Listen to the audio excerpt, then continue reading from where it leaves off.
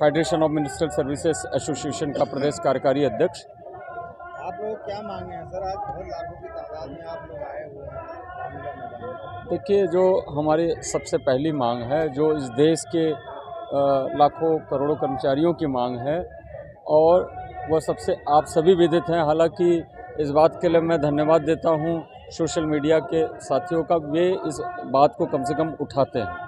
और हमें इस बात का भी खेद है कि जो सो कॉल्ड गोदी मीडिया है वह जो है इस बात को अपने समाचार में कवर नहीं करती।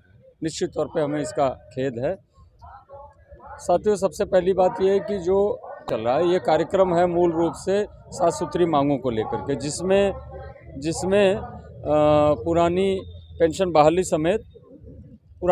बहाली समेत चतुर्थ श्रेणी कर्मचारी नियुक्ति की जो रोक लगी हुई है उसको भी फिर से आ जाए। सर, इससे पहले भी बहुत सारे धरने प्रदर्शन हो चुके हैं। इससे पहले भी एक चेतावनी यहाँ पर दी गई थी ओपीएस की, यहाँ पर बहुत ही लाखों की तादाद में कर्मचारी मौजूद हुए थे, लेकिन कोई जुम तक नहीं रहेंगी सरकार पर।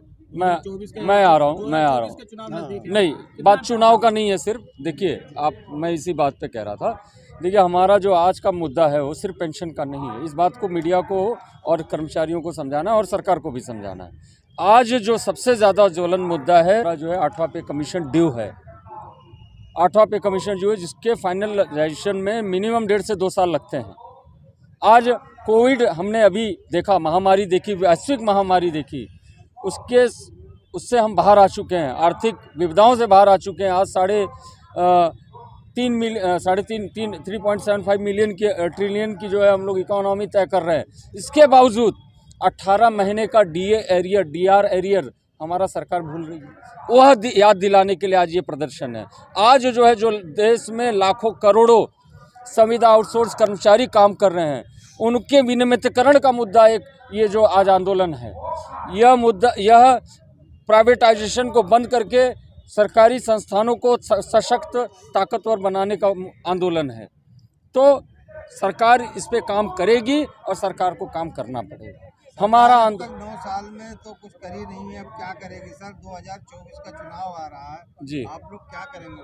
देखिए, ऐसा है, जनरली लोग कह देते हैं कि कर्मचारी जो है उनको वोट करेगा। नो डाउट, आप सभी जानते हैं देश के संविधान में जो यह वोट का अधिकार मिला है वह निश्चित तौर पर गोपनीय है। और सबसे बड़ी बात कि उसमें आपको अधिकार मिला, आपके परिवार को अधिकार मिला है, हम सबको अधिकार मिला है कि हम लोग अपने विवेकानुसार वोट दें। ये हमें कहने की ज़रूरत नहीं है, या मैं कहूँगा तभी नहीं, ये हमारा सभी कर्मचारी जानता है कि हम परिवर्तन लाएंगे। सर, कितना संख्या बल है आपका? आज के लिए कह रहे हैं या पूरे देश के लिए कह रहे हैं? टोटल पूरे देश में इस समय करोड़ों की संख्या में नो डाउट कर्मचारी हैं और इसका प्रभाव दिखेगा। और देखिए, एक बात है, हाँ जी, पड़ेगा 24 अभी आपने हाल में एक सूचना वायरल हो रही थी कि सरकार जो है चाह रही है कि हमारे जो ऑफिसर कैडर के लोग हैं वो सरकार का प्रचार करें। इससे आप आकलन कर सकते हैं कि सरकारी महकमे का, सरकारी वर्कर का, सरकारी एम्प्लॉय अधिकारी का जनता पे क्या प्रभाव है। क्यों सरकार अपने कार्यकर्ताओं पे भरोसा नहीं कर रही है, अधिकारियों के भरोसे सरकार का दोबारा गठन चाहती है। तो इससे आप समझ सकते हैं कि सरकार, जब इस देश में कोविड आया, वह एक प्रमाण था सबसे बड़ा कि सरकारी महकमे पर लोगों का विश्वास भरोसा है।